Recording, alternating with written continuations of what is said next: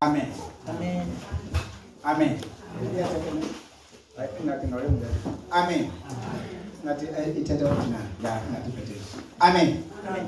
Jabulisa otata, jabulisa omama, osisi, obhuti, abantwana abancinci egameni lenkosi uYesu. Amen. Amen. Jabulisa ngokodwa komhlobo wami, mfundisi uJabulani ekhaya. Amen. Ngiyabuya mkazi ugqibelele uthando. Into sisikelele. Amen. Yebazalwane. Inoba nawubuyela kum namhlanje banibuyele kum. Zange nibuyele ngakum ngalami ndasithi zibalekile into ezithethwa apha. Amen. Into sisikelele. Nisakhumbula ngisitsho? Kamandi ndandingathi zibalekile into esizithetha ingathi siyadingisa. Enye into ibimele kodwa xa kungoku nisithatha ngokusikhona. Kusembuthweni apho uzamele into yoba abantu bathande wena. Into endiyithanda ukusho umelizwi kaThixo akusembuthweni awugayeli ivoti wena.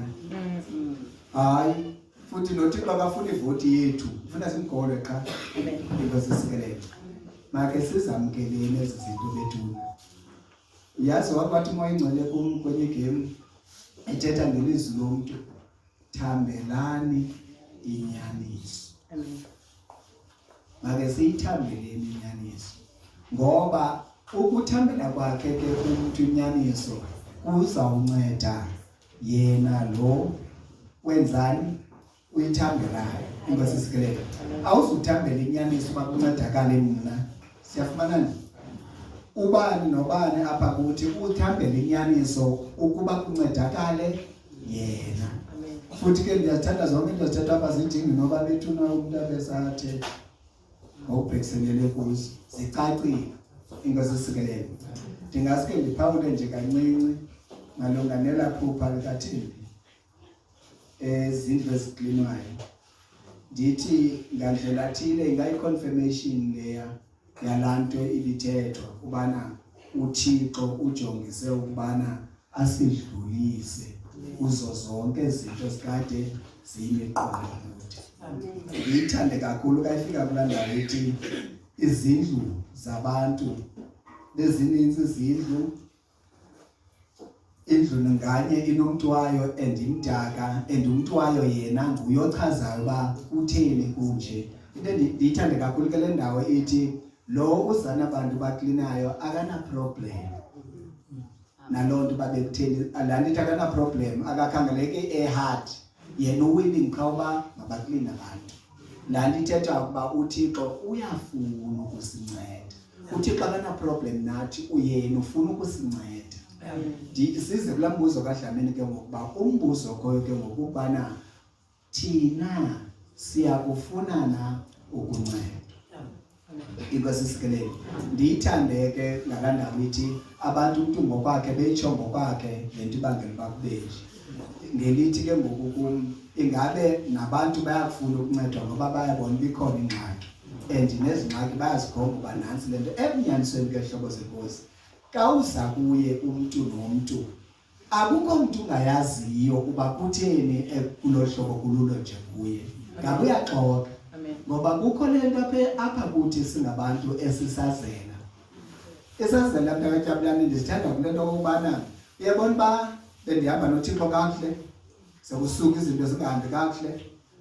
Xa sendisiva obabubi okanye obubunzima kum isazela sindikhombisa ngoba kuthini kunje. Yonakele phi le nto ndiyone ngokuthini. Into sisikelele. Agqithe uThixo azena aphinda ityhile kwakunike amathuba ngamathuba okubana bona uba kuhambe kakuhle nantsi ingxaki guquka. Xa ingxaki ke ngokuba umntu aqinise ke ngoku aqinise aqinele enyaleni. Into sisikelele.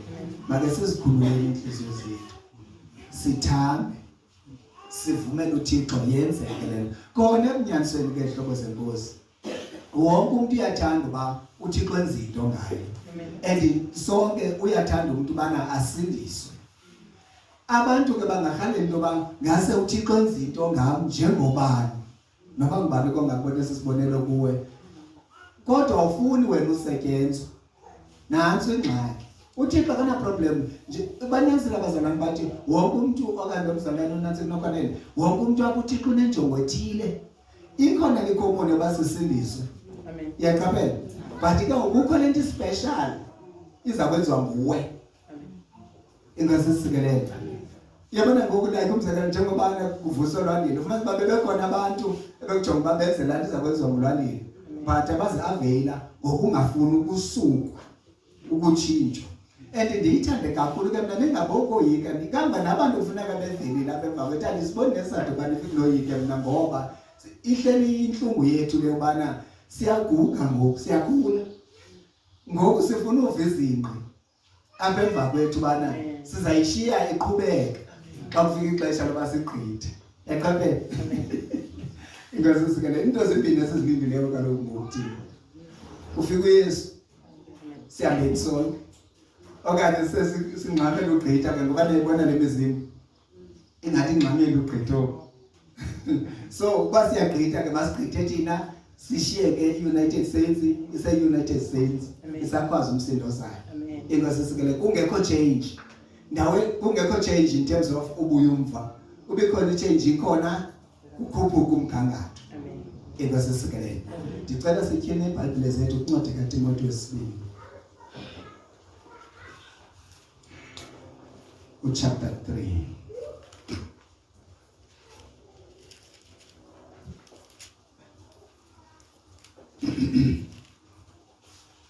Lodwa ke ithetha ukuthi ke ngokuthi thina si-open sivulile uba wonke umuntu makakhule. Kodwa ibeni banani niyakhumbula kaloku hlobo zenkosi ndisithi ndikhumbula ndithetha kwenye igame ndithi sisezawukhula sibe baninzi. Ufumanise uba kwibhrentshi ngapho uyaqaphela asizuba khona kwezi ndawo asizukwazi uba khona kwiindawo zonke ngexesha elinye. Kambe ngento yobana uzofumanisa uba ngepasika iyaqhubeka ipasika mhlawumbi apha eMthatha bayaqhubeka abanye abazalwane bayaqhubeka kwenye indawo ziyaqhuba ipasika at the same time simultaneously uyava ndiyakumsha. Ingazisikelele ngexesha elinye ngoba sendiqaphele into kwezi pasika ziba central seyinjengayama-assemblies besethabantsho kukho abantu abaninzi abangakwazi ulenza ixesha ugqekethabantsho ebeberhalela nabo basepasikeni abanye ngokudala abasadibani nokwandula igama emide. Niyayibona le nto? So ifuneke ngokubana at least ungabane mhlawumbi ke kubakho lo mihlangano sawuthi sizama uhlangana ndawonye but akuzude kukwazi ukuhlangana ndawonye wonke umuntu. Yebo. So ithi ke ngokulelo ithi nyani ke masibene singabafundisi ngobuninzi bethu. Yebo sigcolizwe qho. Enze uba kufuneka umama uphuza adilishane nebranch epha eKhrizani adilishane nebranch epha eKhrizani lo xesha umama uphuza akathi yethu ndizawuthini uyaqhuba upresident weshubu uyaphela onamhlaba afili izawuthini le nto nasicela apha mayifuna nasicela kaloku ndabulisisi siyamgqiba ngopresident weshubu uyaphenika ngoba kaloku wagqitywa upresident weshubu umntana ebekhokela umhlangano uzawuthi ucela izizwe uShumayeli uyaqonda akaziqinela le zizekele. Kanti ke ngoku xa sonke siready kanjani angabi kumshumayeli ndikhona ngulutsho you understand ngoba siready. iBhayibhile ke leyo ithi ithi bendikade ndininika ubisi uba nizintsana kodwa nangoku kusafuneka ndininike ibisi ngoba nikhulu kanti bimele basendininika ukutya okuqinileyo. Iyaqabela la ndithi kuyakhula enkosini inkosisikelele. Okay ndithe masityeleni iBhayibhile chapter 3 2 Timothy ne kanifundela verse 12 singaqala nifundele kule yami iBhayibhile ke uthi kule yami iBhayibhile kodwa iBhayibhile zethu ingathi idla ngothetha ngokufanayo kafunda phakulo Timothy chapter 3 verse 12. Nabo bonke ke abathanda ukuhlala ngokuhlonela uThixo kuKristu Yesu bayakutshutshiswa. Ingazisikelele itsho nabo bonke ke abathanda ukuhlala ngokuhlonela uThixo kuKristu Yesu bayakutshutshiswa. Iyaqhubeka imvuzelelo ne uPaulus apha nguye lothethayo ne ebhalela nomzalwane wakhe. Uqala apha ngasentla kwasifundela apha ngasentla ubalisa ngenhlungu ebedibene nayo ekuhambeni kwakhe yena. Athi sabalisa ngaye ke ngoku akayifika apha ku verse 12 athi nabo bonke ke abazimisele ukuhlala ngokuhlonela uThixo kuKristu Yesu bayakutshutshiswa. Amen. Like ayiqalanga pha kuye kuPaul nangona yena ebitsho ithi iBhayibhile xa ithetha ngoYesu uYesu mose njengoba sibhiyozela ulwedlulo okanye iPasika eyayiyoqala eJiphethe isingisele kulinguye iPasika uve ubunzima ezandleni zaboni bathe bawumbeka emnqamlezweni bambulala. Ethi iBhayibhile xa ithetha ubunzima ebuve ezandleni zaboni ithi babemtshicela. Amen. Andibona babemvala nalapha emehlweni bathi prophet suppose babemvalile bamvathele ngempama bamtshicele bathi prophet Christ ubethwe ngubani. Ithi iBhayibhile bamemenyelisa bemthuka bemtshapisa kodwa akazange aphendule. Amen. Akazange abuyise back atshapisa. Ngexesha wayengabuyisi back ephendula angabuyisi back etshapisa ithi iBhayibhile kwenye indawo wayesisikela ipattern wayesikhombisa indlela okwenza. Uthi uDlamini apha xa ethetha echaphazela kwezo ndawo nangexesha bembeke enkundleni uKristu sebehlulekile nguye ubanisa nikhumbula kakuhle bali qibi kaloku badetha bancane ngoku kufika ixesha loba bambulale sebefune sebenze nje iyelenqe lokumbulala beyazi baba organize amanqina obuxoki abasafuni argument naye ngoba sebehlulile already kumatyela ngaphambili banisakhumbula babenzela nje iyelenqe ngokubana bambulala. Ithi ke iBhayibhile bambuza as long besambuza ukuthenge vala umlomo wakhe. Amen. Ngoba bona bayazi kakuhle uba ezi zinto bazibuzayo kuye bazazi kakuhle bazihamba kanjani. Amen. Benza nje into ngathi bayawangawangisa benza ityala ze bathi xa befuna ukwenza lento bafuna ukuyenza evil ibe ngathi ungumona. Seyazi nicinga uYesu wengekho conclusion wayeseyazi baqhibile ukuba baza kumbulala qha. So nokuba ngafana thethathini uzobuya dlala nje. So better keep quiet. Sifundise indlela okwenza. Amen. Wasika le pattern uYesu. uPaul apha ndingathi ngandlela thile uyayiqonda into yokubana singabe ngandlela thile nangona izinto ebesenzeka kuYesu phambi kwabo bejongile bazimisisha ufunda kwezinto kwindlela uYesu ebesenza ngayo. Uyayichaphazela ke ngoku apha esixelele uba ze sikhumbule ke mntakaThapulani bana bonke nalapha kuthi bonke abazimisele ukuhlala ngokuphila ngokuhlonela uThixo kuKristu Yesu bazawutshutshiswa. Iyavakala nabo apho ndikhoyo. Mamelani yes sibiziwe and uThixo ekusibizeni kwethu akayane athi ubana kolubizo ndikunika lona uzawudibana nentshutshiso ezishape kanje. But into endifuna ukuqinisekisa yona mna kubana zikhona neziqondene nolobizo lwakho. Ngoba kaloku ithi iBhayibhile ehloko zenkosi okanye masiyazi into bana kwinto nganye elungileyo ekufuneka yenziwe kune-opposing spirit. Kunomoya omelana nale right kufuneka uyenziwe. Yile nto ichasayo ngoba kukho umchaso nguYesu. OnguSathana sorry ochase uYesu. Sibonile ngosevanjeli ehambeni likaPawulos ebheke Roma. uSathana eveza imimoya ide nenqanawe ucaba ufuna umtshabalalisela pha elwandle uPawulos but akasucceed wayofika ePawulos eRoma apho uThixo bemfuna khona uYesu amngqinela khona. Amen. Into esisikelele. Mamelani uThixo xa ethetha nawe usuka nawe kule ndawo kuyo akujambise ayokubeka kule ndawo ufuna kuyo.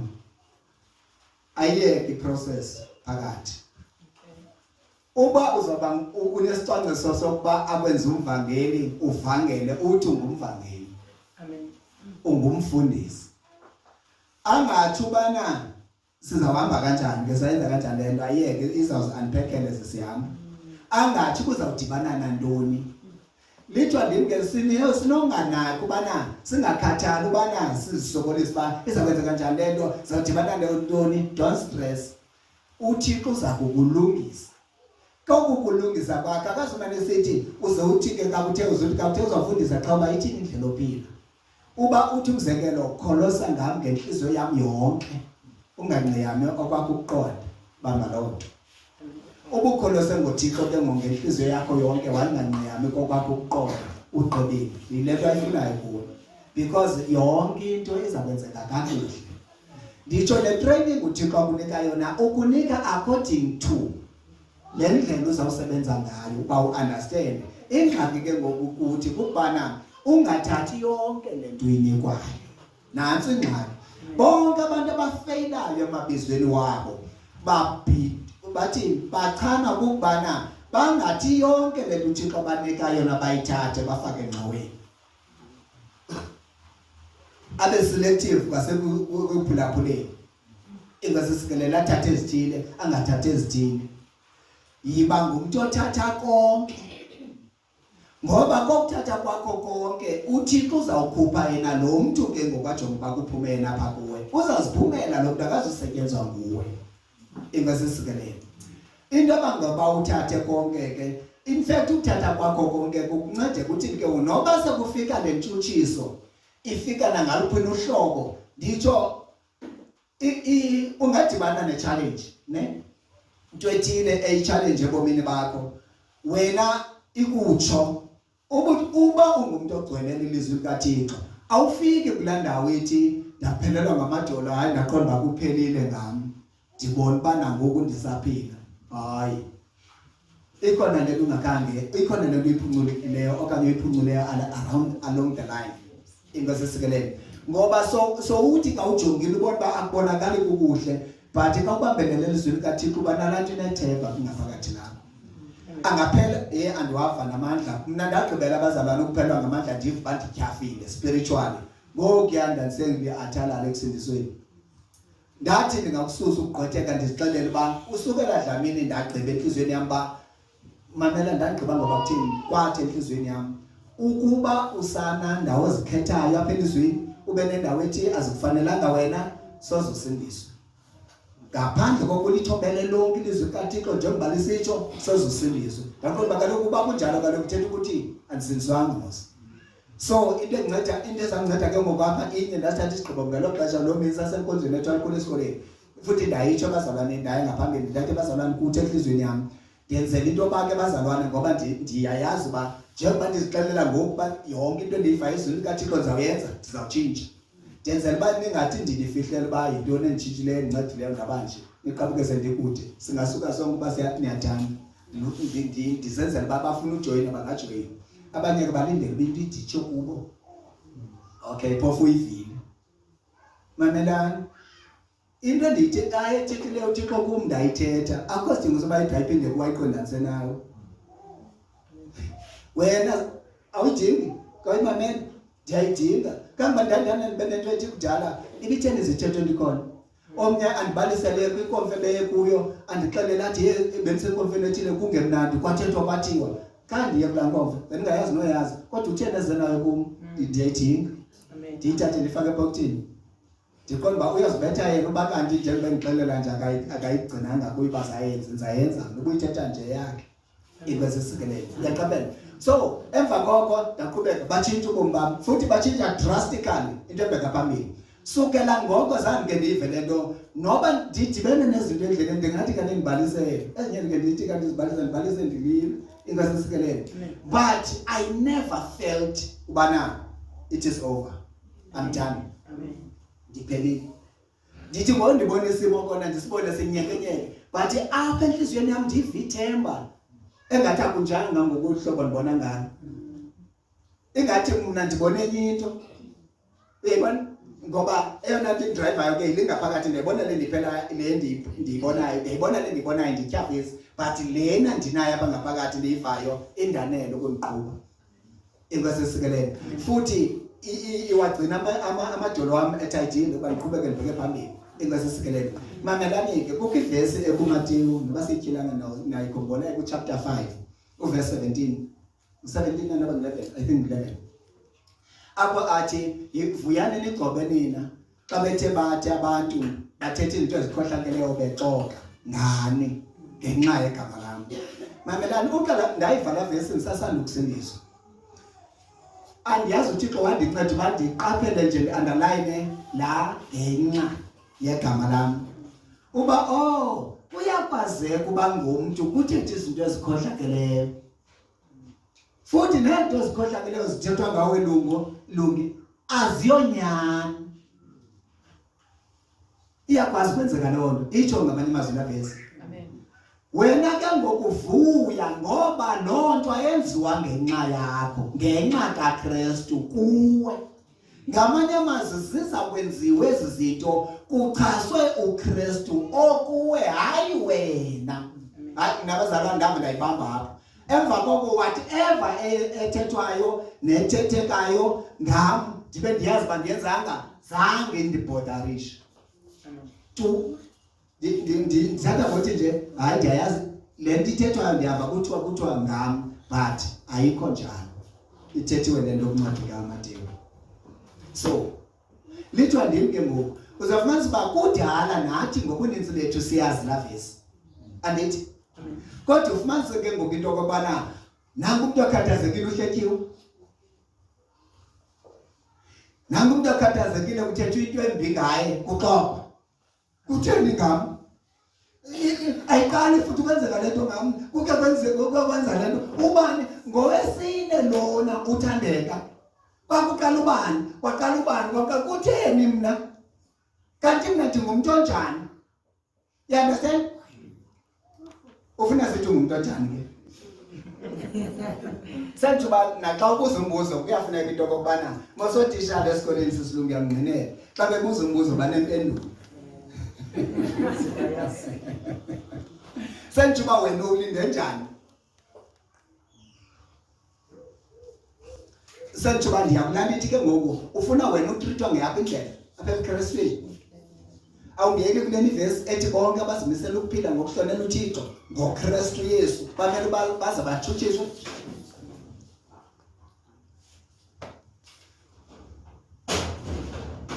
Ingasisikele. Andani banyaniva nyayiva na ipoint yamaphi khona. Ukuphila ukudecide kwakho nje ubana uzimisele wena ukuhlonela uThixo. Futhi nokuhlonela uThixo awuzimiselanga nje ukuhlonela uThixo ngomthetho. Ube kuYesu eqaleni ngoKristu Yesu okanye ukuKristu Yesu uyithathile imali ezalayo nje. Ulapha. Iba so uyazi ba uzawuthutshiswa. Ayithi bathi okanye bazawutsho batsho bakwazi ukuthi mabathutshiswa. Bonke abathe benza isigqibo sokuba bahloniphe uThixo. Ngamanye amazwi bakhonza uThixo. Benzele ithandwa nguThixo. Ngokukhokelwa nguYesu. Bazawuthutshiswa. Yiyo le nto athi Yesu xa ethetha izilingo zona zizawuza. Kodwa alo ziza ngayo.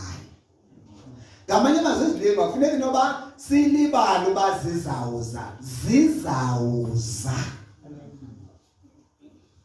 Ile nto ke ngoku ndithi kandibuzayo kwewe ubuza umbuzo uba ke mna ndingonjani ndingotheni ulindele basiphendule sithi ungonjani ungotheni. Imani ke bazalwane mhlawumbi nizawuyamkela kandiyiza nohlobo. Uthi uYesu akukho mfundisi akukho mkhonzi umkhulu kunomfundisi wakhe. Nake namvu Yesu sithi akukho mkhonzi umkhulu kunomfundisi wakhe. Awugqibathi njengoba mna ndingumfundisi wenu bandibize ngoba ndikhokelwa okanye ndisebenza ngobhelezabhule okanye bhelezabhubhe. Nani akukho nto ingcono abazayithetha ngani. Le nto bayithethileyo kum okanye oku bakwenzileyo kum baza kwenza nakuni. Ubana uYesu ngokuphila kwakhe esenza right futhi uthi ababuza uba ulindele ubana imani ndiyabona nifuna ungixolele uba ngabantu zininzi izinto ezilungileyo endizenzileyo neza nixolubele phi. Uyayibona? Uthi imani ke hlobo zenkosi ndiyabona ni ready umculo uba ngabantu. Zininzi into endizithethileyo ezi-right. Nizandibethele. Yayiba? Because kwangakho into efanele babambethe. Isixelele loo nto ngokuphandle hlobo zenkosi into okokubana nathi akudingeki ukuba kubekho into ephathekayo ukuze kuthethwe izinto ezikhohlakeleyo ngathi. Akudingeki into ephathekayo ukuze abantu abangcolileyo benze ukungcola kuthi. Baza kukwenza ukungcola kuthi exactly ngoku thina singekho kwanto siyenzileyo erongo sihamba ngqo ngokwelizwi likaThixo. Yonto bazawube beyenza kuba basetyenziswa ngongendawo ukudistracta thina, ukususa thina kwi-focus okanye ukususa ifocus yethu kule nto sizinikele kuyo. Ikwesisikelele ifuneke ngoku le nto uba abantu abacacelweyo phakathi kwezinto ezidingekayo koku kucacelwa kwethu kule nto sikuyo funeke siyazi uba inale package yokubana inazo indawo zokuba kwenziwa apha kuthi izinto esingathanda uba kwenziwe zona mntakatyabulana. Ungatyabiseki imfundiso wami. Ayakwazi amarhamente la uwakhonzayo ngelizwi wona avuka ibhejazana against you. Avuka amarhamente onke. Ithi umzekelo ndini influence nonke sivukele udlameni. Athi yaqaba ukudlameni umeyedwa sibhekile nomfazi wakhe. Uyicangela lo yena uzobanga kuyo. Semumeyedwa bayisiqikile nomfazi wakhe. Abantwana bakhe. Bonke abantu bazalwane bagqibile. Phambi ndibagqibaosisilungu bengaqondanga bande bagqiba. Elekuba udlameni ethetha into ndiyihlasele kancinci phambi ukuba mabangamboni ngale ndlela yiyo, mabambone kakubi. Ithini ke ngoku loo nto udlameni uyiqaphela kwakho bayenzekile. Bonke abazalwane bangakum uyedwa esiqikile. Makalahle uYesu. Akasathembekanga uYesu. Uthembekile uYesu.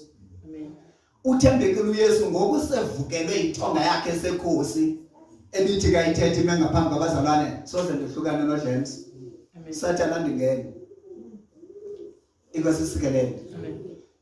Bazalwane kudingeka sifike kwezo ndawo ubana noba bangandishiya abantu ndibe ndodwa. Hayi uYesu yena ndiqiniseke ngaye ndingavuyela le nto noba bemke bonke at least ukhona osandinika iportion uba ndibambelele kuye lo ndangamkelayo. Ithi abathembele ngayo iBhayibhile abasokuze badaniswe. Ikwesisikelele. Mhlawumbi nayiqonda le kakuhle le khawutyhile incwadi yabaseFilipi chapter 1. Unifundele khawuqala ucheck issue 27.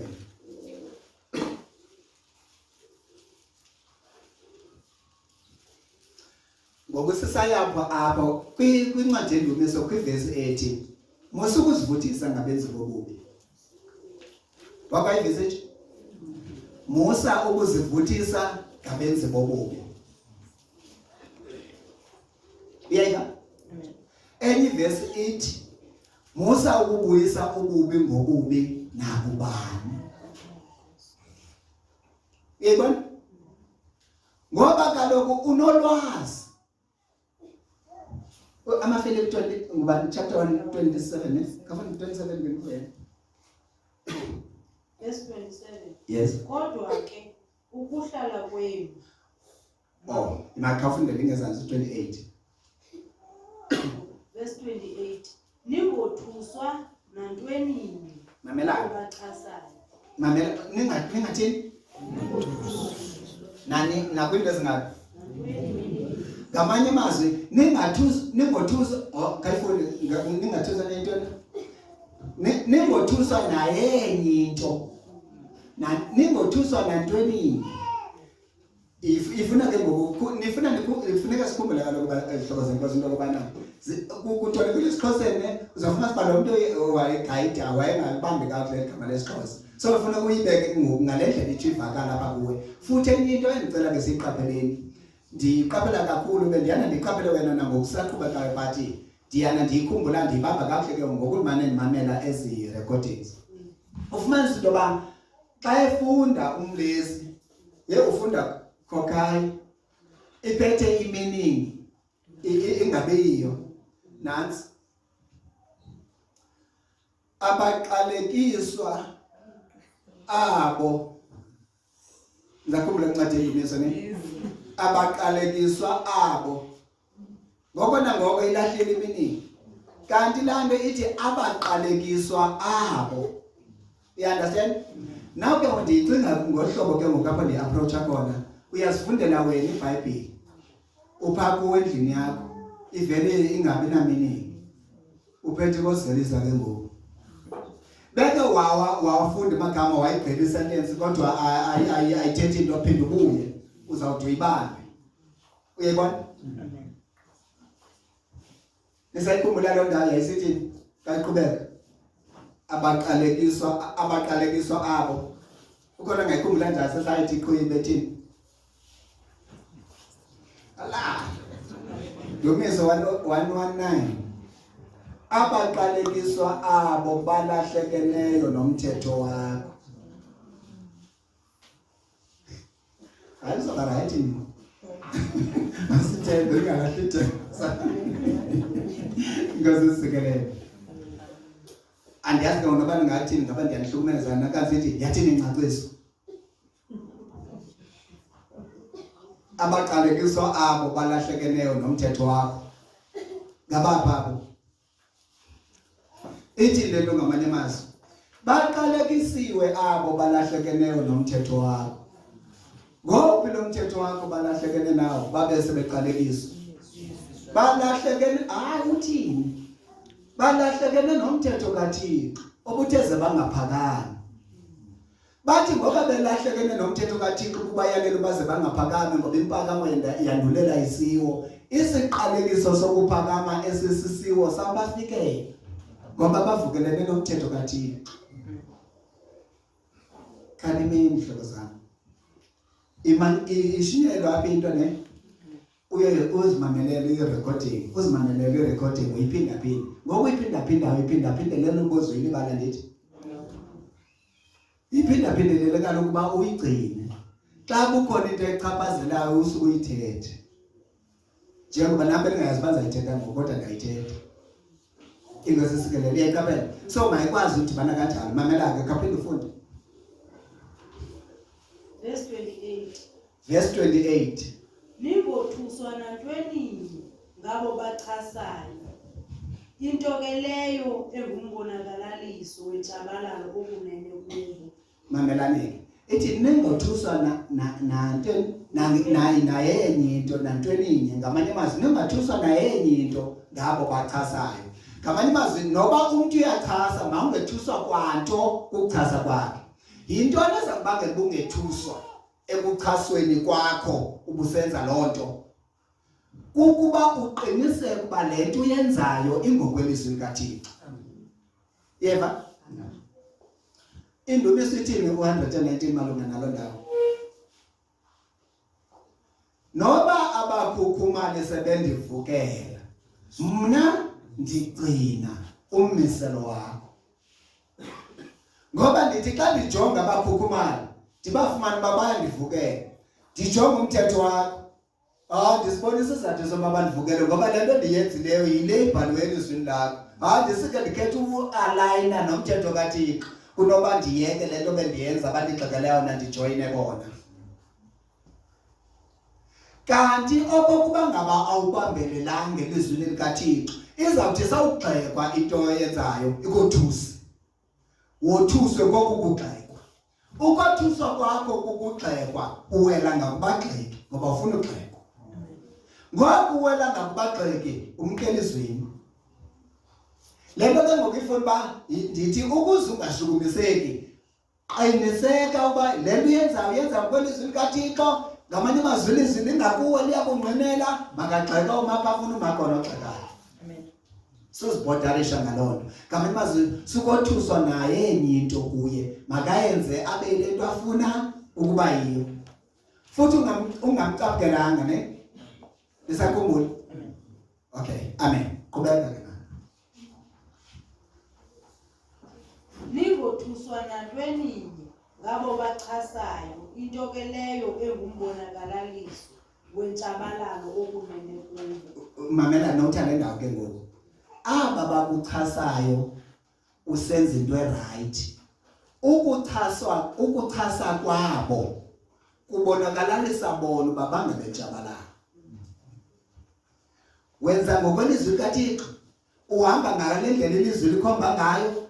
Naba bathile bawuchasa futhi anandaba noba bakuchasa bengaphakathi ekhaya noba bangaphandle. Lalithi nokuchaswa kwangabanye abazalwane nokuchaswa ngabantu abangengekho bazalwane qha yona ukukuchasa kwabo kukhombisa uba bona ngabentshabalalo. Ithi le nto ngamanye amazwi, wonke umuntu ophikisana kaloku nomntu ohamba ngokomlomo kaThixo akakho ngakuThixo. Uthi uYesu ongabuthiyo nathi akekho ngakuthi. uPaul ubethwa ubanekelwa ngumbane eDamasko. uYesu uthi unditshutshiselani na xa ethetha. uPaul wayemtshutshise kuYesu. Ndithi uPaul wayemtshutshise kuYesu. Zangamtshutshisa. Andithi nithi zangamtshutshisa. Ngamanye amazwi iyaxoka inkosi xa ithi ndinguYesu omtshutshisayo. Imani kaloku ndim lo bethe kaloku bazalana. I think kukwezivele izibheleyo make sithetheni ngale ndlela uThixo athetha ngayo. Inkosi esikelele bendilindele impendulo ethi ke uPaul wayemtshutshise kuYesu eJerusalem. Nini okanye kanjani ngexesha betshutshisa abazalwane? Yena ucinge into yoba utshutshisa abazalwane kanti awunanyanisa utshutshisa uYesu. Kanje ngokuba umuntu ecinga utshutshisa wena namhla kanti utshutshisa uYesu. Kaloku okutshutshisa ngenxa ukwenza into right. Ithi le nto ngamanye amazwi ubuyenza phantsi kwefuthe likabani le nto right kuyenza likaThixo. Ngamanye amazwi umuntu otshutshisa wena ngokwenza loo nto akatshutshisi wena, utshutshisa uThixo lo wenza le nto ngawe. Then uThixo uzawudila naye. Yiyo le nto athi masingabi naqala impindezelo kuye yakhe. Inkosi isikelele. But ke ngoku umuntu ongayamkeliyo loo nto uba impindezelo yakhe nongayamkeliyo uba ungumthunywa yena uzawufuna ulwa nabantu abalwana lo mntu umthumileyo. Ibethuni make sibhadleni. Ifana naloba namhla ndikuthume emntwini ndiyakuyothi kusibanibani ufike utsho nyani kusibanibani usibanibani anyuke nawe xa ubhadlile awuzulwana usibanibani uzathi hayi kanti ndiyibeke kakuhle nje le nto ndithe ndilapha nje ndithunywe ngubani. So uba iyalwisa le nto alithumele yona ibimeba wena uvele uqondisa umlo wakho kuye hayi kuye ngoba ubuqondisa kumntu orongo. Inkosi isikelele. Yeyibona ile nto kufuneka siyenzele ke ngoku ithi into ngoku ibetha kuthi ubuqonda uba phese ayijongisanga kum ijongise kuYesu ngathi ndiye kuYesu adile nayo. Inkosi isikelele. Now nantsi into emasiyibambeke. Funda le nto ke wena. Uyayiva ithi aba bachasayo okukuchasa kwabo kusisibonelo okanye kusisiboniso sokubana ngabentshabalalo. Mamelake. Ndifuna uqaphele le nto ke anti wena usinsini. Uyakholwa bendingafuni le vesi ndifuna le phambi ilandele phakathi but masese siqaphele le ndawo sesifikile kuyo. Jonga. Anti wena ungumzalwane ethandeka nithi uthandeka ke nguwe wena mzalwane. Uchasa omnye umzalwane. Noba umchasa ngantoni? Yaqaphela. Lo mzalwane umchasayo senza into right. Yaqaphela. Umbhalo sowuqale wathetha naye phambi first portion makangothuswa nayenye into kwabachasayo. Kule game ngoku ochasayo ngowendlu ngomnye umzalwane. Ithi ke kuba abo bachasayo ukuchasa kwabo kubonisa babona ngabentshabalalo. Uthanda kuzabe ungowantoni? Into endifuna siyijonge ndifuna sivule amehlo into okubana ukuchasa umzalwane esenza ngale ndlela uThixo alindele ngayo kubonisa wena kuba ukho ngakwicala likaThixo. Ngaphambi banithi nina abentshabalalo bangakwicala likaThixo. Kunyanzeleke ngomhlale phansi niyicacise. Uyayibona? Iveza ubungozi bana lumka ungumzalwane sozifumana uchasa into ibimele uba ayichasi. Hayi bethuna. Ayingumzalwane bemaphe besithi indlela izinto ozenza ngayo zizwe zitsho uba ukuliphica. Ukuba ndingumzalwane ndiphila impilo yokuvukelana noMr Mnukwa, phofu uMr Mnukwa ezinto ndimvukela ngazo okanye ndizivukela phaa kuzo zingokwelizwi, ndikweliphi icala mna? Ndingowentshabalalo ngokwenza kwam kanjalo. Khawuthi ke ngoku bendingafuni uba ngowentshabalalo but ndizifumana ndisetyenziswa, bendizawuyenza loo nto kandiyazi ngoba lo mbhalo hlobo zokosuthi uYohane, bantwanami ndinibhalele izinto ukuze ningowi. Wena ke ngoku ubuwatsibise amehlo akho kwezi zinto ubhalele zona ukuze ungoni, ukuze uzifumane sawusola. Yile nto isibizela ke uthini make sibhadleni ihlobo zenkosi. Inkosi isikelele, qhubekeke.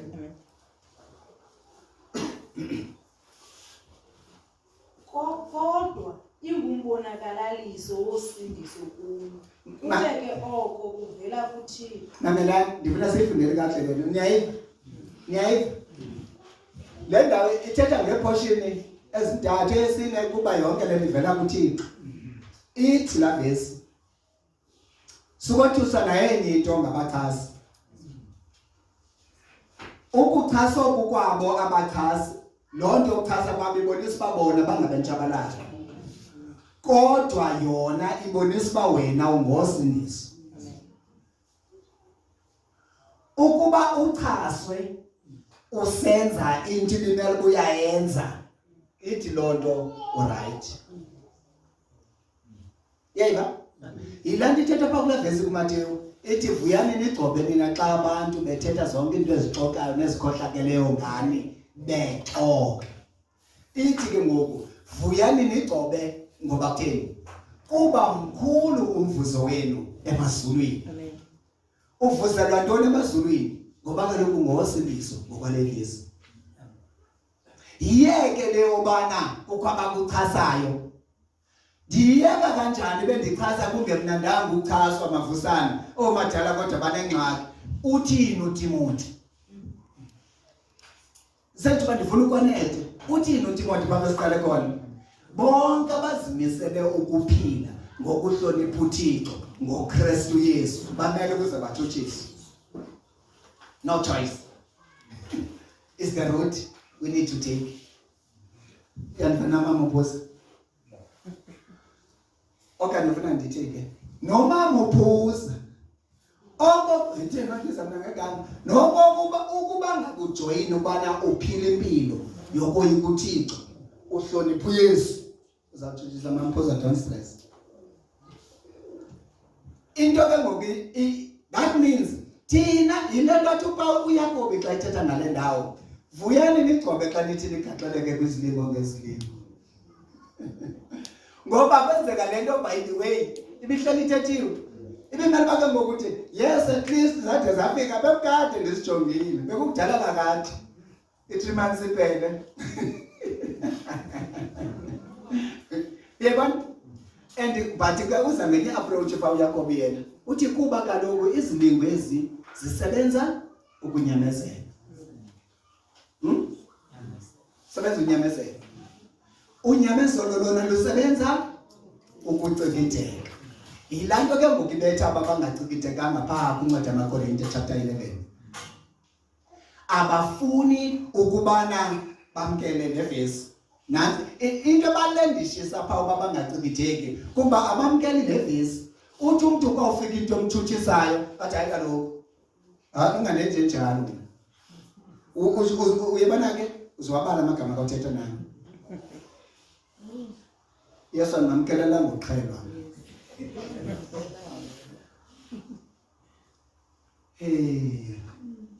Yebethuna ingxaki into ngalesa embhalweni. Yazi ithi iBhayibhile kunevesi ethi apha eBhayibhileni xa ngabe usiva inhlungu okanye ubunzima njengomzalwane wabelana noKristu ngenhlungu zakhe. loo nto ikwenze into kokubana xa ebonakalaliswa esebuqaqawulini uze nawe ubonakalaliswe usebuqaqawulini. Ngamanye amazwi uba awukhange uyihambe le process yoba ukhe ufumane ithuba apha ekuphileni kwakho mntakabhili lokwabelana noKristu ngeentlungu zakhe, forget uba xa evele esebuqaqawulini uzawube ufana naye. Yile nto ithi ke ngoku xa ithetha ngokwencwadi emaKorintiya abacikidekanga abangenanga kokwakusukeka. Yiyo ke le nto kwenye indawo ithi yifani. Andithi ithi kwenye indawo kuba nafayo ubomi benu bufihlakele kuKristu Yesu kweza phezulu emazulwini indawo kuba nafayo. Ufile wena ekwenziweni nakanjani?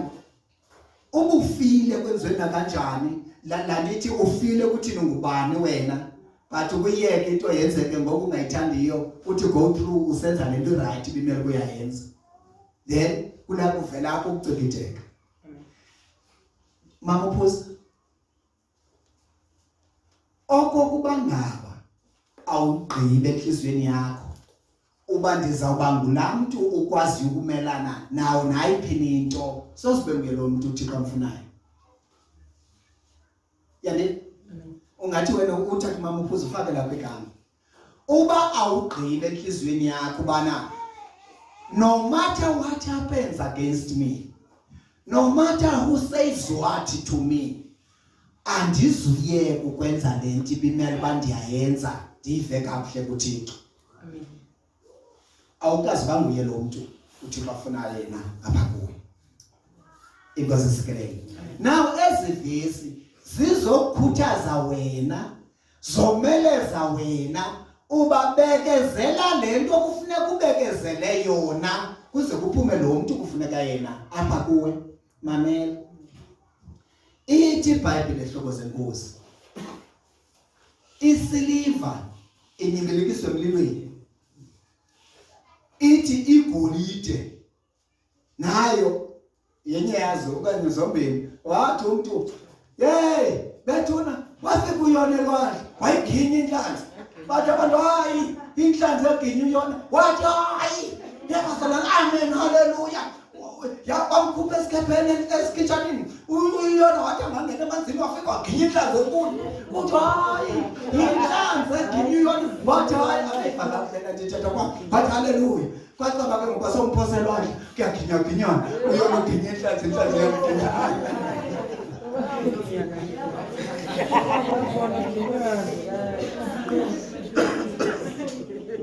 Ngoku ndibona uba nam le nto ayiconnect uba ithini loo nto yenzayo iyayenza baginyaginyana.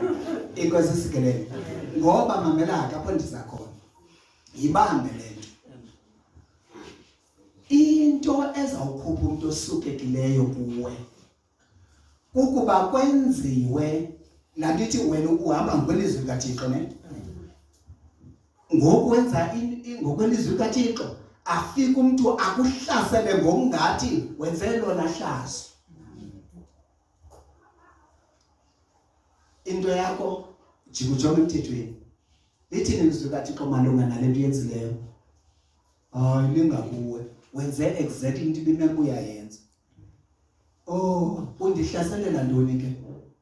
Utsho ukuthi nguye ophazamileyo, uqhubeke nako ukucikideka. Ithi ke iBhayibhile ka ithetha ngokaYakobi unyamezela. Unyamezela kuthini? Uxolele uba makathethe le nto ayithethayo, makenze le nto ayenzayo, andizukuyeka ukwenza le nto ndimele ubana ndiyayenza.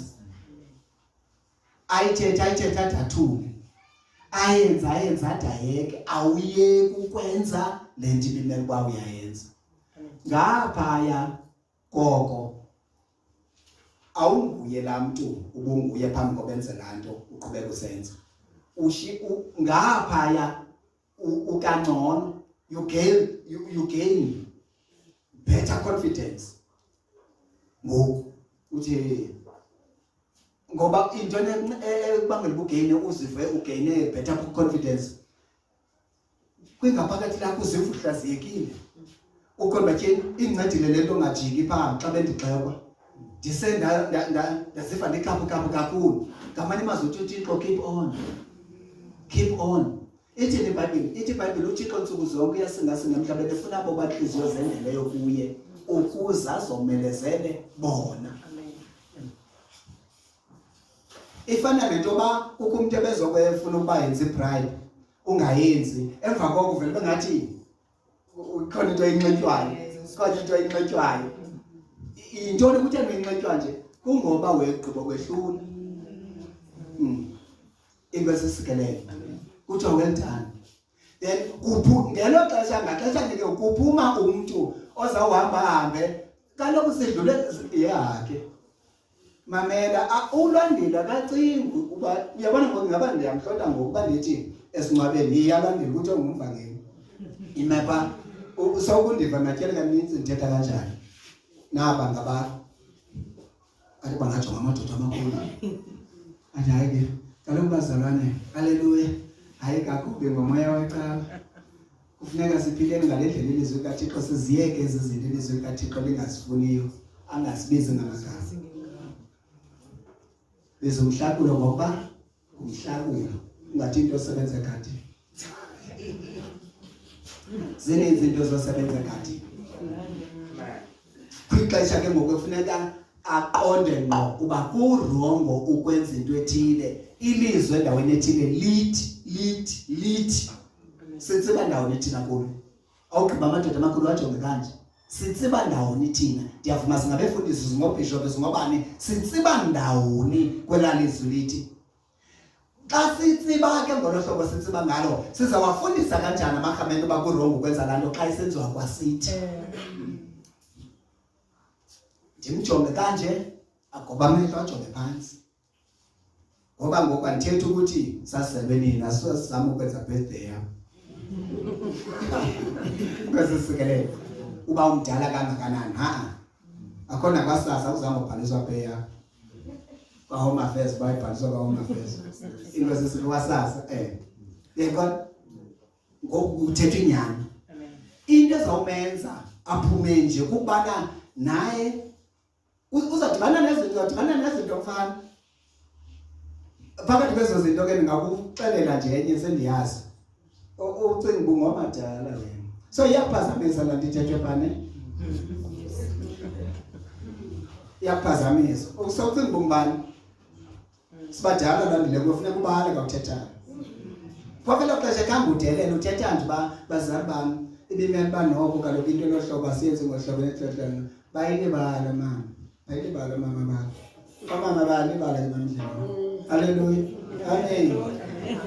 amen mama imbokodo haleluya zithi imbokodo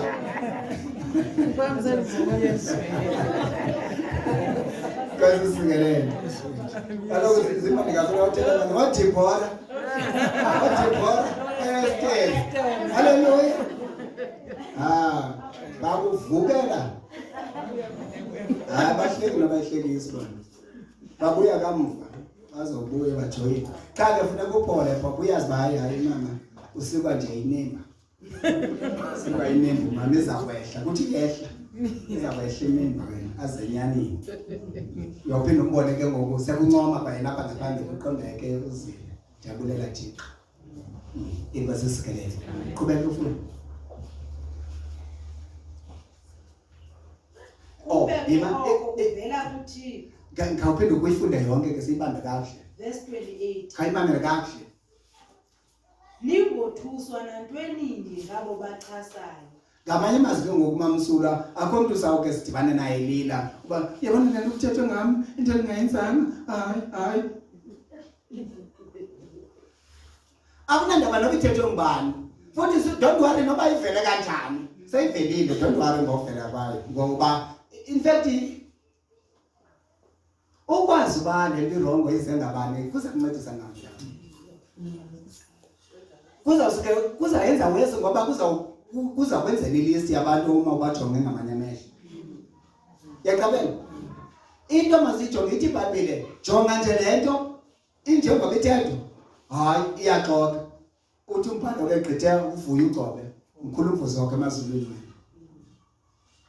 cha funda ke manje ningothuswa nantweninye ngabo ibethunene yava mama ngoba baningothuswa kumyalelo lo ningothuswa nantweninye ningathuswa nayenye into iyava namkhaya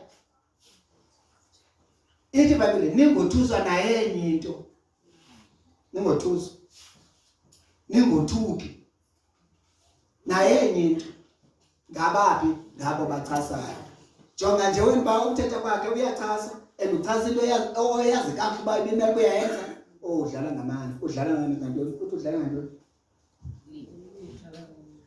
dlala nje ngalonto adlala ngayo idlala dlala ngento esakhe chithira esesandini yabona ususokolisa abantu uyawuchola kanjani amen isa onke bathi udlala ngamanzi nebaxesha lembalela into ke leyo engumbonakaliso wentshabalalo okunene kubo uyayiva into ke leyo engumbonakaliso wentshabalalo kubo ababi ababachasayo uyayiva theni uyayiva kahle qhubeka kodwa ingumbonakaliso kwalentwinye ingumbonakaliso kwabachasayo kuba bechasa kuwe yiza kodwa ingumbonakaliso wosindiso kuni kube ke oko kuvela kuThixo ukuchasa kwabo usenza into right kubonisa babona bangabentshabalala ukukuchasa kwabo landithi kuba ukuchaswa kwakho usenza into eyiyo ungosindiso ngoba uhleli kuchiya ubana phakuTimothy bonke kaloku abazimisela ukuphila ke ngokuhlonipha uThixo ngoKristu Yesu bamele uze bathutshiswe uthi uDlemse ethetha ngoYesu uthi uYesu sukele kuzalweni ukuya ekufeni kwakhe wayefezekisa izibhalo okanye wayezalisekisa izibhalo nathi ke ekuphileni kwethu kufuneka kuzalisekiswe izibhalo ubizibhalo zithi kule ncwadi kaTimothy bonke abazimisela ukuphila ngokuhlonipha uThixo ngoKristu Yesu bamele ukuze bathutshiswe kufanelekile kaloku kuba thina sithi singabalondlela fanele siyibonakale lo thutshiso sidlula kuyo yayiba is there is part of our journey and izoncedisana nathi ukuze sifunyane sicikidekile ngoba la verse benike ndayikota kayakho ngamanye amazwi sifanelwe ukusindiswa yebona kule verse ithi ukwenza kwabo bechasa thina sisenza into right lo ndibonisa uba singabosindiswa ngoba kuthethiwe ngabosindiswa uba kuza kwenzeka ntoni kubo sizalisekile ke ngoku ifuna into ke ngokuyi-understandayo le verse yabona into eyi-understandayo le verse sozalile yena xa kusenziwa kanje kuye futhi akazumbomba futhi yena ayisenje uba andikumosha uba wawuhalile wawulile ngokwawungafiki kula verse ne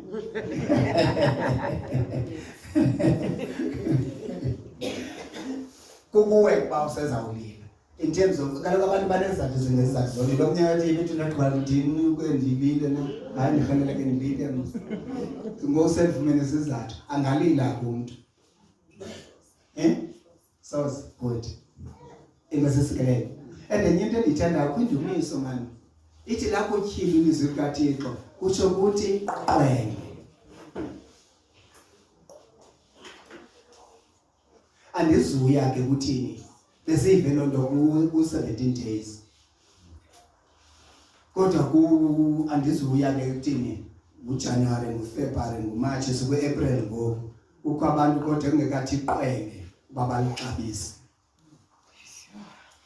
andizuya kuleyo sayekela umlesi azifundele azandisele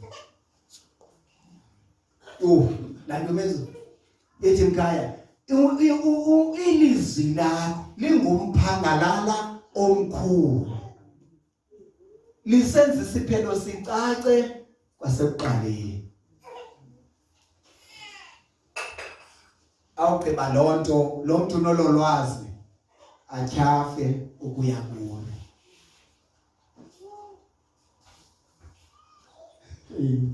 Hayi. Sethi ba nam ndiyafunda hlobo senkosi. Qhubeka ufunda iBhayibhile.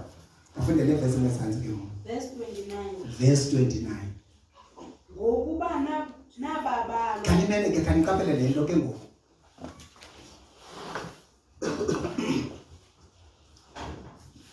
Kwabesithi uTimothy.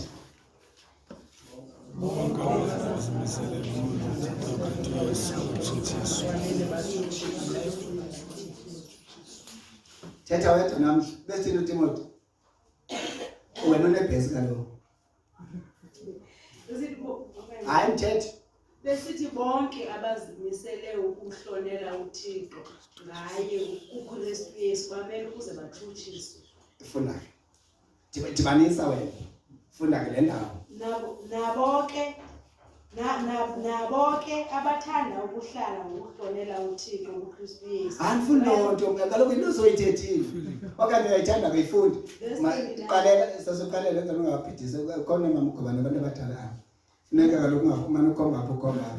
Nabo bonke Ungakhathazeki abantu abakhulu. Uyaqalela phaa kuTimothy. Masiyifumameleni kakuhle ke. Apho ndikhoyo sekubeni bana connect uTimothy nale ndawo azafunda kuyo ngoku. Ne? Amen. Uthini uTimothy namhla? Nabo bonke ke abathanda ukuhlala ngokuhlonela uThixo uKristu Yesu bayakuthutshiswa. Mamelani imakancinci ngoku. Ndicela baphakamise izandla abantu apha kune abazimisele ukuhlala ngokuhlonipha uThixo uKristu Yesu. Ngoba nanto ayithethi nabantu bonke. Ningazithoba izandla. Ndenzela benzawuthi baphona aba bangazimiselanga uhlonipha uThixo. Okanye bazimisela uhlonipha uThixo but bengasondezanga kuYesu. Akho ngxaki. Ayiyeki ubona nto. Iya kubantu abazimisela ukuhlala behlonipha uThixo ngoKristu Yesu. Nanku kumyalezo wenu. Iyapha phaya. Verse 29. Now into masiyenze antisivile lapho basawuthutshiswa. Nivile? Niwuthathile lo myalezo? Mamelani ayibuzi bayafunana. Kodwa ngizawubuyela kum. Zamane nisitsho ndiyithetha lento. Ngathi kwenye game ukwamkela kwakho uYesu. Awusena choice ba uzawuyenza nalento uThixo ayifunayo kanye hayi. Unyanzelekile. Amen. Unyanzelekile. Because ukwamkela kwakho uYesu usifakile uba uzohlonipha uThixo ngoKristu Yesu. Umele uba uthutshiswe noba wena ufuna ukuthutshiswa. It's not about you. Awuna say, awuna control over it. Iza kwenzeka. Whether you like it or not. So, uba iza kwenzeka noba uyifuna noba ayifuni, you better accept it. Fanele uyamkele. Mamela ngezindlebe ke la maFilipi 29. Verse 29. Ngokuba nababalwa ukuthi ngenxa kaKristu ninganeli kukholwa kuye. Nababalwa nokuthi nokuva ubunzima ngenxa yakhe. Undifundela kakuye ngoku. Kaphendo ipini. Ngokuba nababalwa ukuthi ngenxa kaKristu ninganeli kukholwa kuye. Nababalwa nokuva ubunzima ngenxa yakhe. Kanimeni ngiyayi? Ufunde kahle ngoku. Ngiyayi? Hayi makayiphini. Kukumbuza enza ubuza. Verse 29. Ngokuba nababalwa ukuthi ngenxa kaKristu ninganeli kukholwa kuye. Nababalwa nokuva ubunzima ngenxa yakhe. Amen. Ikhona enye version ethetha la verse engathethi ngohlobo. Ikhona beka ngenye indlela. Kuba kaloku ilungelo lenu njengabamanywe noKristu. Ngafuna thetha. Kuba kaloku ilungelo lenu njengabamanywe noKristu alipheleli ekukholweni. Sorry kancinci mama. Isekwayilavisi. Ne? Ngaphambi ngiqalele. Kuba kaloku ilungelo lenu njengabamanywe noKristu alipheleli ekukholweni kuye kuphela. Koko lifikelela nasekubeni nive ubunzima ngenxa yakhe. Kanitheni haleluya. Amen. Haleluya. Amen. Amen. Amen. Uyayiva? Ndiyithanda phaa kule version ethetha kanje. Ithi leya kuba kawukaphinde uyifunde namhla. Ngokuba nababalwa ukuthi ngenxa kaKristu ninganeli kukholwa kuye. Ngamanye amazwi nababalwa ukubana ningapheleli nje ukuthi ninikholwe kuYesu. Ikhona nenye into ehamba noKristu ibalo ihamba nolubabalo. Yeba kuba akuphelelanga ubani babalwe nje ubana nikholwe kuKristu. Nababalwa nokuthi nivuka unzima ngenxa yakhe. Kaphinde namhla kwelizwi lomshumayeli ke ngoku. Ya. Hallelujah. Hallelujah. Ya. Verse 29. Ngokuba nababalwa ukuthi ngenxa kaKristu ninganeli kukholwa kuye. Nababalwa nokuva ubunzima ngenxa yakhe. Niyayiva? Sewababalwa bawuvuka unzima ngenxa yakhe. Khayimame lapha ke ngumama uNdleleni. Oh, uneyakhe. Yabona ke yona ivele ibethe indihayini. Yes iyavakala lapha kodwa ayivele indihayini leya umama uNdleleni. Nitha kuzobala imana sekwenza kumanzi.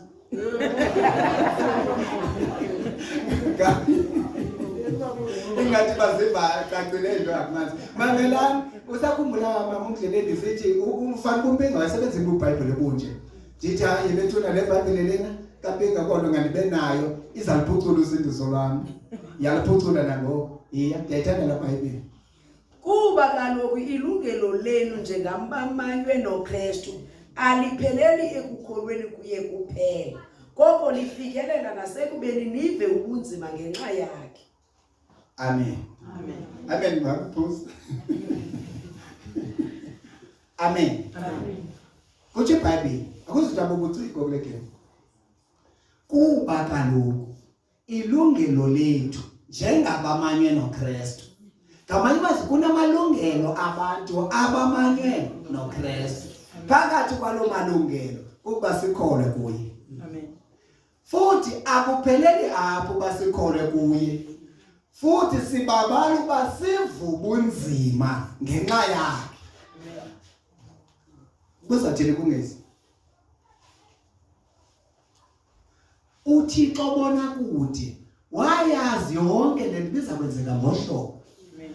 Kangangoba kube yazi ukubana bonke abazimisela ukumthobela ke ngokwalomnqophiso omtsha ngoKristu Yesu bazawutshutshiswa khona omnye uzawusinde entshutshisweni. Kayithumela ipackage yobabalo walifaka nolwalonto baze belona nto lobabalo baze sikwazi ukumelana nezontshutshiso. Ezintshutshiso azikho ukuze sisokole okanye sivuke unzima, zizopurifya thina. Amen. Hey, yebazalwane ngiyibona la approach besihamba ngayo emthethweni ubana make siwujonga umthetho kakuhle ubana uzoncedisana nathi saze yona into ilindelekileyo kuthi awuzange obaluxanduva loba siwuthobele. Uzoncedisana nathi basazi ba kufuneka sibe njani ze sibe ngabantu abakholekileyo pha kuThixo sifumane into zethu. Yebo exactly ke ngoku naleni usibabaleni uThixo ne silise ubabalo ekwamkeleni kwethu Yesu selunathi sizuze ubabalo lokukholwa sakho. Ngela xesha samkela ubabalo lokukholwa kuYesu kube ku-athachwe nobabalo lokukwazi ukumelana nobunzima obulandelelana nabakuKristu. Ikwasisikelele. So mayingani threatenish leni mayinganoyikisi. The provision is already there. Amen. uThixo sesinikile ilapha kuthi mamelani, it is with us to be able to do whatever is expected of us. Oh, yabona ngiyemaganeni okanye uNigeria mamelani sayilapha kuthi mamuhle ugwebani sesinikiwe mafesi olubabalo loba sikwazi ukumelana nobunzima obuhamba noKristu esimamkeleyo. Amen. Konke ngoku xa uzi-understanda kakuhle izindawo uzibona apha engqondweni yakho, whenever uhlangana neyiphi imeko akho nto kwenza uhlunguzela inhloko. Hey yebani yemisi uyivile mhlobo wami into ukuthi ithethwa ngabazalwane ngami. Yemisi mhlobo wami uyazazi sacrifices endizenzayo ngenxa yabazalwane. Abazalwane wenza ukuthi ukusenzela bona kodwa bakwazi ukwenza kanje kuwe. Hayi kodwa mngana niyantyafisa lento. Yantyafisa lento yakho. Ngale nto anifaka kuyo mhlobo hayi. Ngathi uzayo uyenza wedwa ngoku.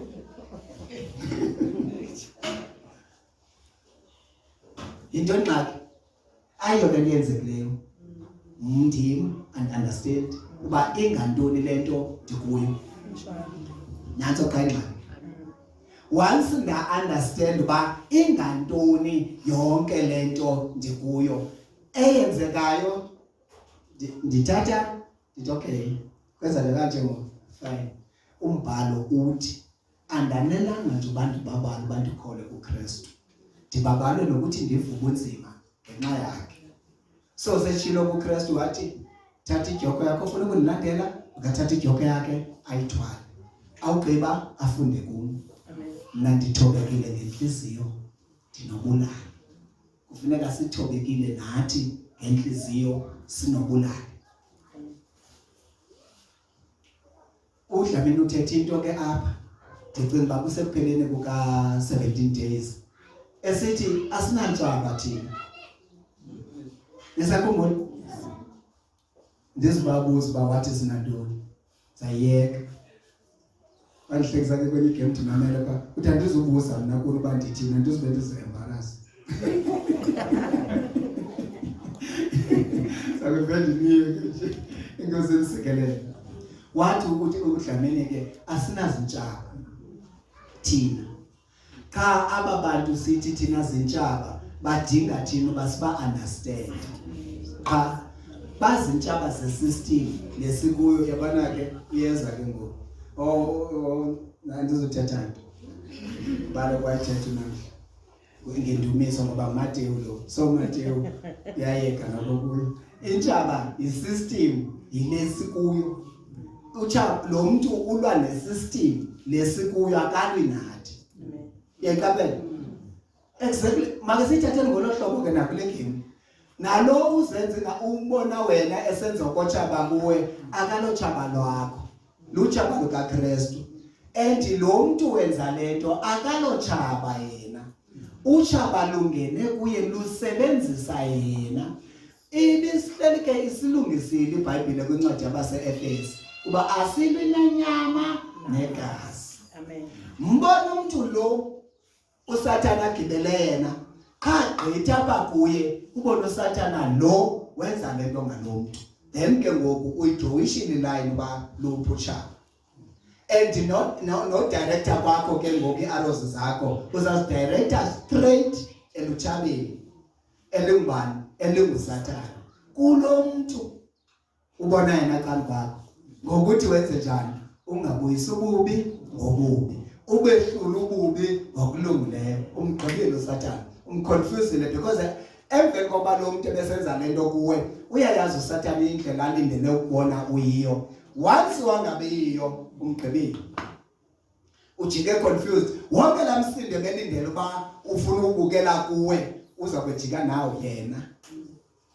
Inkosi isikelele elixesha wena ube uphole kule ndawo ucingwa kuyo umnandi because uyayazi into yaziyo nalento uyazi ngoba ingokwelizwi likaThixo. Inkosi isikelele ithi into esikuyo bonke abazimisele ukuphila ngokuhlonela uThixo kuKristu Yesu bamele ukuze batshutshiswe. Uthendo lokunjalo kungokuba kaloku ilungelo labamanywe noKristu aliphelele kuthini sikholwe nje kuye kuphela. Saba ikwalilungelo lethu okanye sababalwa nokuthi sive ubunzima ngenxa yakhe. So asikwazi uyiphepha. Amen. Ithi ke kwenye indawo ke sikwashi iBhayibhile njengesiliva negolide ezidlule emlilweni nokholo lwethu ke ngokunjalo. Ezi zinto ziza ingathi thina uba bekuya ngokwethu asithanda bazingenzeka kuthi zenzela uba ziyenzeka apha empilweni zethu ukuze ukholo lwethu lufunyanwe lungcono kunesiliva negolide nangona zidlule empilweni. Ngamanye amazwi le nto ndithi ke ngoku ezi zinto zizopurifya, andiyazi banzathini ngesiXhosa, zizohlambulula ukholo lwethu. Mamela ithi iBhayibhile kwincwadi yezityhilelo xa bebona abazalwane besemazulwini kuthiwa ngobani aba.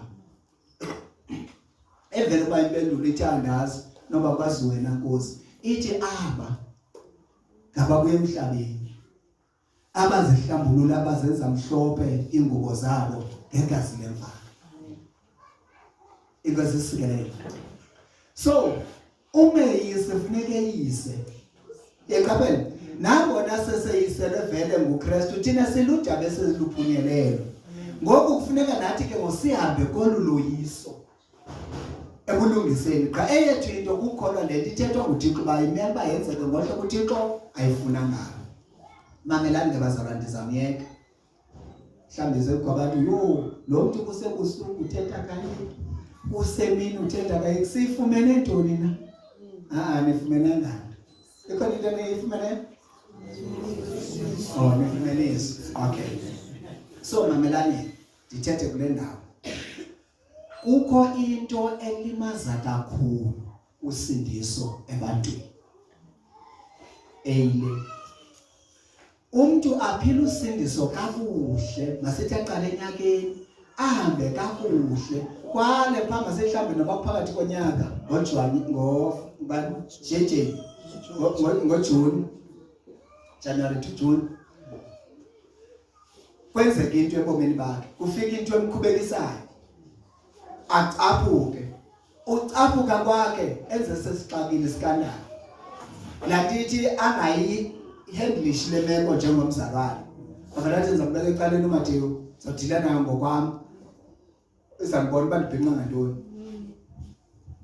emva koko aphinda aqalele masithi kaphinde athi yo antisiphinda ndiyenzele aphinde aqhubeke loo nto icima yonke le nto inhlubuso yenzima.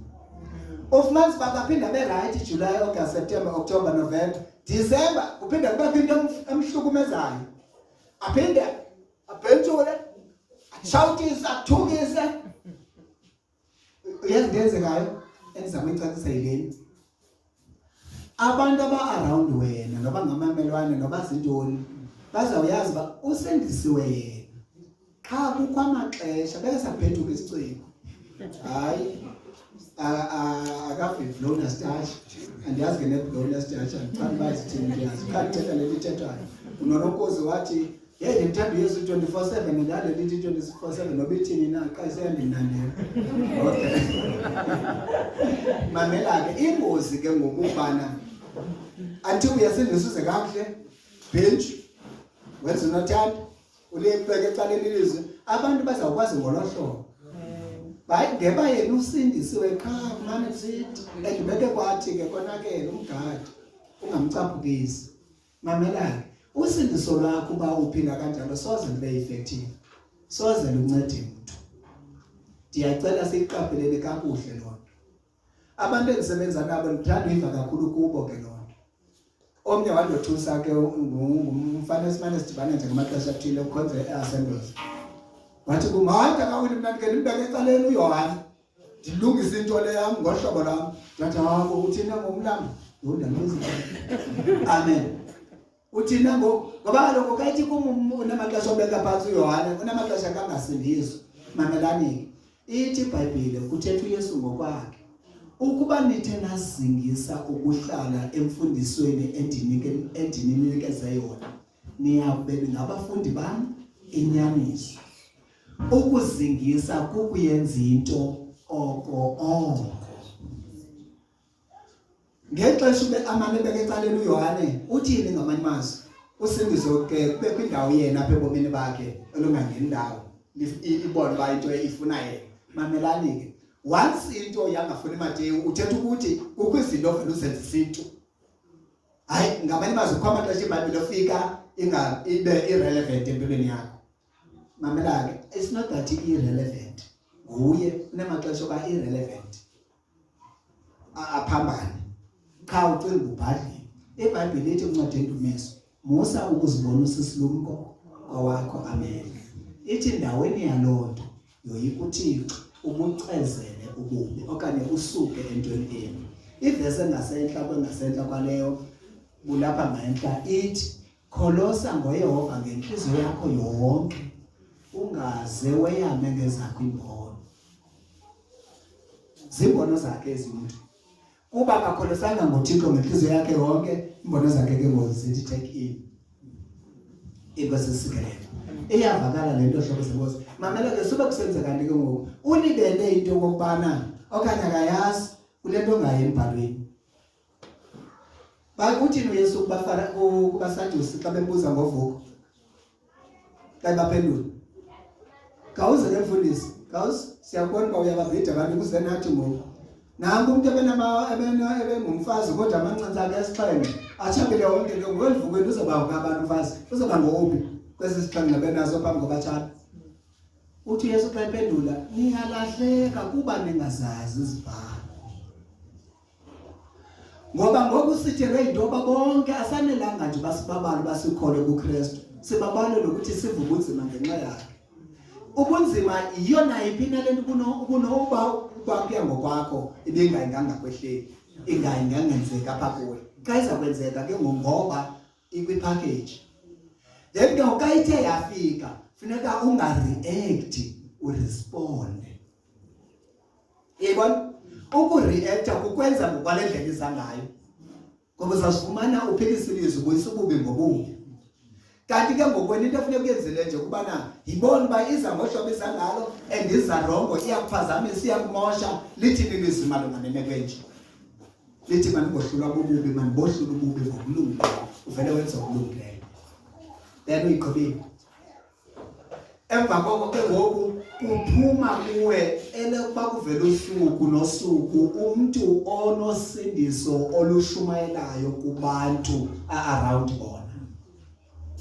Uzofumana into ngokubana lo muntu ebezokumosha bekunabantu bengakumoshi nobabini. And abantu abanjalo kabathanda inyova abanye abantu baba nesimenyi.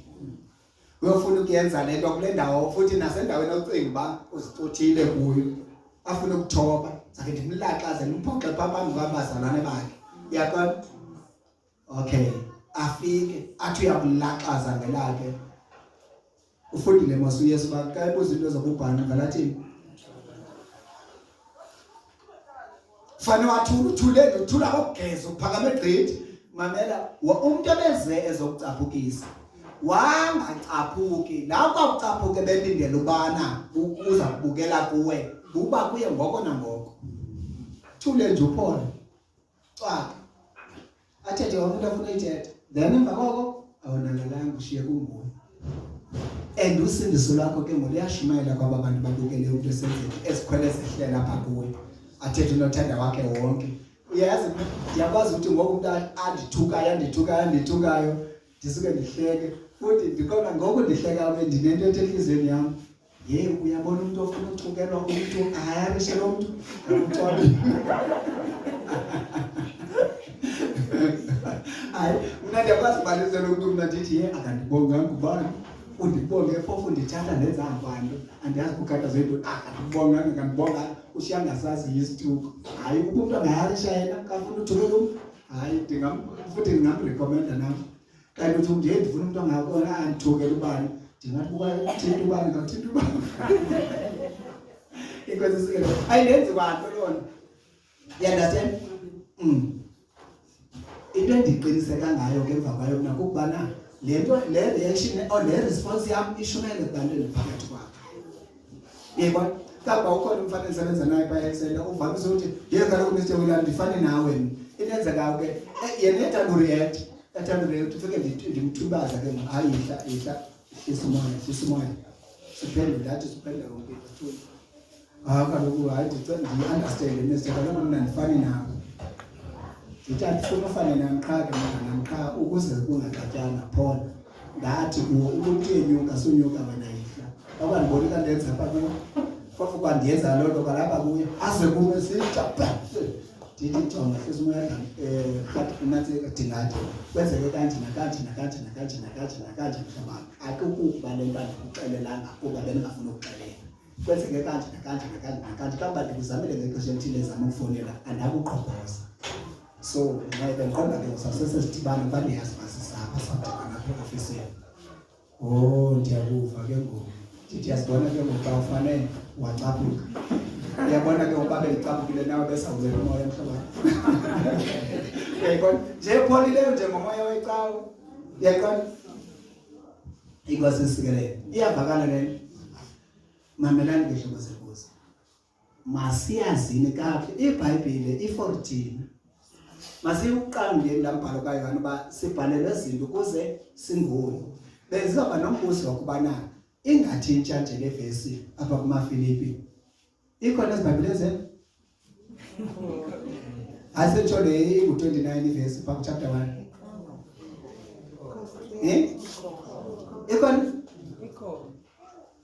ndivale isengathi kaloku engathintsha bebapha abanini uthi namhlanje iqalani bayiqalile abanye uthini sesilungu iqala make sibinde sivude waqhubela ke ngoku senze shopa siyayibamba 29 verse 29 kodwa ke niyambona uverse 8 ku28 nibambile la ndithethwa pha esasingesi isentuba uyayiconnect ubana sukothuswa nantweninye ngabo bachasayo why kusithiwa sukothuswa kungoba bahleli bezawuchasa mamelani uthi ndicinga uDlemse ekuthetheni kwakhe ngenye imini ethi awuna control babantu benze njani kuwe kodwa wena unayo control kuwe uba wenze njani ngobhekiselele kuwe so awuzude uthi mabangachasi ngoba nokuba ungatsho bazawuchasa abantu ngoku kungekho sizathu kwelapha icala babachasa you understand but ke ngoku wena uyakwazi uzicontrol bana uvele ngothuswa ukuchasa kwakho because benza into ibinele ba anyway abayenzi into zesikelele cha bayenza ke ngoba bengazi you understand okay verse 29 ngokuba nababalwa ukuthi ngenxa futhi songothuswa nje ngapha kokuyazi ba itsho ukuthi lo nto ngosindiso xa unalento ingamandla ke ngoba uhlela usindiso ulisindiselo uyayazi but ke ngoku uyayazi bana ekubabalweni phofu iqhebe yabona sanifuna ithemba lifunde lento ithethe ngokuba nababalwa ukuthi ngenxa kaKristu ninganeli kukholwa kuye nababalwa nokuva ubunzima ngenxa yakhe obethe fanele ke bamhlabeni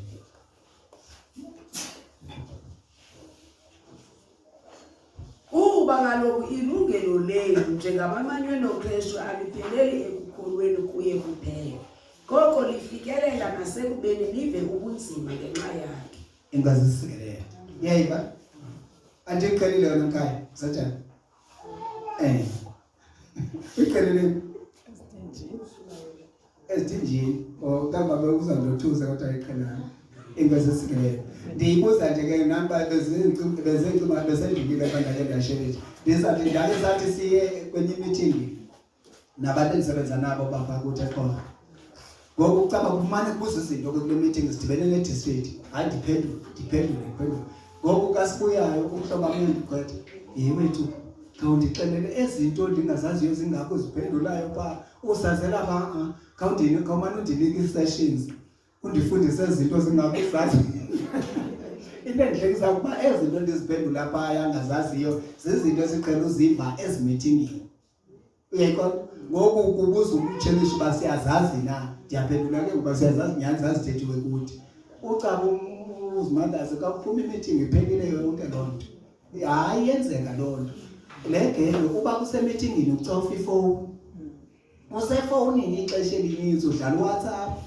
uyazi yonke into enzeka nento uba kutrenda ntoni uyayazi uyayivana into ithethwa angangeni indawo kuyo kambe uWhatsApp mna ndandingayazi uba yinto ongekwenza into ebhalile kuyo ngoba yonke kwakuthetha uWhatsApp uthetha zonke into ephuma ecaleni ndithi bethona lo WhatsApp nimdlala ngexesha lomsebenzi kutheni hayi wethu sokuhlala sisemsebenzini oko kamba ndandicima mna le nto kaWhatsApp ngumdlalo qha kanti hayi into ekuthethwa kuyo into zoku ingazisikelele laa nto ithi ke zihlobo zenkosi niyabona uba yile nto ke ivamise into yoba ibicacisa incwadi yendumiso kanti uba libalulekile ilizwi likaThixo. Then ilizwi likaThixo kuzawude ufikelele nawe kule nto sikuyo ubana linabo bonke ubomi bethu. Xa silazi ilizwi likaThixo njengoba libhaliwe sizakwenza izinto kangcono mthana, sizawuphila kangcono ngoba izinto zilapha ezibhayibhileni zethu. Amen. Yebona kwezoba neBhayibheli kwezethu. Xa ke ngoku le nto ifuna thina sizinike ithuba lokufunda ezi zinto. Yebona ingazisikelele. Uyebona uba ngoku ezi vesi nje zimbalwa zikhona nezinye ezikonektana nalento but ezi ndicinga uba zinako ukuzenza siqonda uba hayi mani mamela amaxesha amaninzi ke kwakudala sithetha nabantu sithi hayi suka inamsebenzi le nto abantu kuba nokucula babengazazi ezi vesi uba ngokwezivasi zezi vesi ezibangela uba ususa amehlo wakho kule nto ujonge ngapha kwayo. Uthi base bathi ke obangani bonokuthula ngale xesha bancinci bafana benze nje into besangabantwana bakabe na experience ingazisikelele bona bafuna uba abavumelana nencwadi yendumiso kaThixo mosukuzivutisa ngomsini ngomenzi bobubi menze ububi ufuna uzivuthisa ngayo uba uncapukisela leyazi uba kurong uncapukisa eqabele sekucapukisile kaloku ngoku eqona so ke ngifuna wena uba su-reacta thini respond. Masiyazini ke hlobo zenkosi ndiyayeka ubana bonke abantu abazimisela ukuphinda ngokuhlonipha uThixo uKristu Yesu bamelwe ukuze bathutshiswe. Kumthendo lokunjalo kungoba ubabalo sababalwa ngalo aluphelele kuthini sikholwe nje kuKristu. Sababalwa mdi ubana siva ubunzima ngenxa yakhe. Isincedise ke lolu basiva ubunzima ngenxa yakhe ngoba ithi ngexesha siva ubunzima ngenxa yakhe sabelana naye ngenhlungu zakhe. Nathi silike ngelaxesha besiva ubunzima nathi sibuvule ubunzima. Ndiyithande ke le nto kwindawo ethi apha eBhayibhelini ngexesha siva ubunzima kunye naye siva ubunzima sabelana naye ngenhlungu zakhe nto leyo eza kusenza uba xa evele sebuqaqawulini ze sinathi sibonakalaliswe sisebuqaqawulini nokuthanda indawo ke ngoku okokuba ngaba ubani ufeyilile ukuva ubunzima ngenxa yakhe athi afumane laa thuba lokwabelana naye ngentlungu zakhe lizawudlula lelo thuba kufike lokwabonakaliswe esebuqaqawulini. Xa ebonakalaliswe uYesu esebuqaqawulini ezolanda ibandla bonke abayimisishileyo kanye abangayipasanga laa test yokuba babelane naye ngentlungu zakhe abazongena ku-phase 2. Nindivile? Andana bamangizembalase na. Nindivile le nto ndigqiba yithetha? Siya kweyokubana itshuba ithini? Masiye netsolo ezigceleni kwamakodwa basibolithini ezigceleni nasesithembele ezigceleni into singakutsola mamelani ndithi endiyibambeni le nto ngoba iyakunceda ke noba kuqaqele ungayibambi lesendiyithethile uba ikuze kuthini uyibambe ngoba izakwenzeka uba uyibhudile izakwenzeka exactly ngohlobo and xa isenzeka uyazuyikhumbula kakuhle.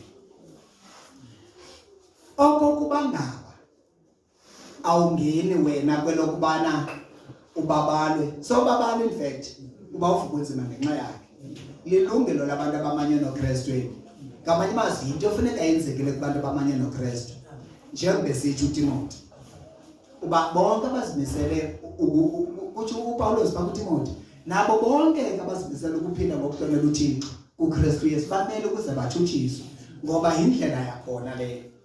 Ndithi ke ngoku ngexesha uthutshiswa kubuno Yesu wabelana naye ngenhlungu zakhe ulike yena ngelaa xesha ebesiva inhlungu ebethwa ukubheka emnqamlezweni now to go through that route.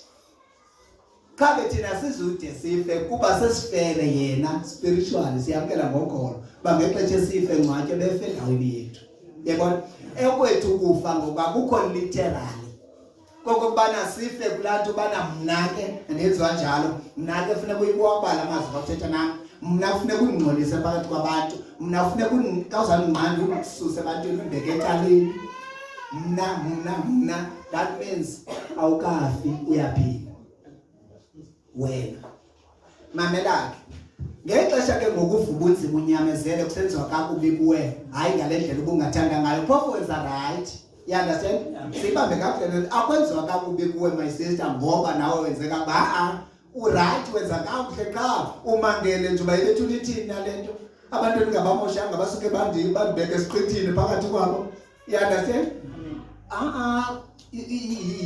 indebe kufuneka uyiselile ilapha endleleni yakho yaqabela ngelo xesha ubuhlungu phaya enhliziyweni yakho wabelana noKristu ngenhlungu zakhe lonto izokwenza wena ukubana ufunyanwe ufanelekile xa uKristu evele sebuqaqawulini nawe ungeniswe ebuqaqawulini ngoba wabelene naye ngenhlungu zakhe ngamanye amazwi kumalungelo abantu ebebekele ubana abazawumanya noKristu azabe khona bililungelo lokholwa kuye ukholiwe kuye ibililungelo lokuthi wabelane naye ngenhlungu zakho okanye uvuba unzima ngenxa yakhe yenzekile kuwe lonto therefore uyaqualifya ukubana udibane naye efini ndithi ke okokuba ngaba ke ngoku kuwe ifailile leni part engunumber 2 lengunumber 1 yekona yobana wabelane naye ngenhlungu zakhe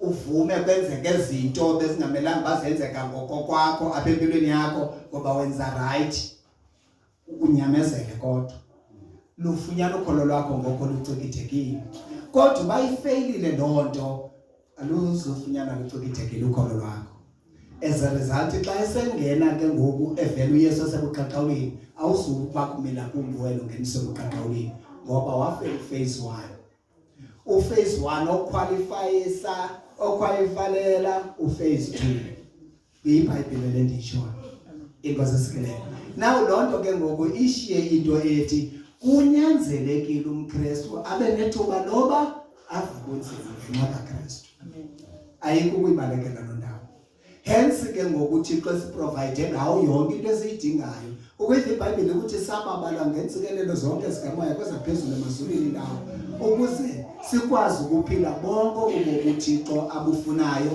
ezimpilweni zethu so hence benzithi yonke into sesayinika eyethu into ke ukuba kufuneka samkele uba ezi zinto kufuneka zenzeke ngohlobo ndicinga into okubana xa si-understand into okubana ilizwi lithini then asiziba surprised ka sibona lisenzeka nikhumbula ukubana njengoYesu weza yena wafika wazifezekisa zonke izibhalo zakhe zonke izibhalo ezaziqondene naye nathi ke njengamaKristu kufuneka sizifezekisile okanye ubani nobani ezizalisekile zonke izibhalo ezithetha ngaye inkosi esikelele yonke lonto ke isingise kuthini sisindiso inkosi esikelele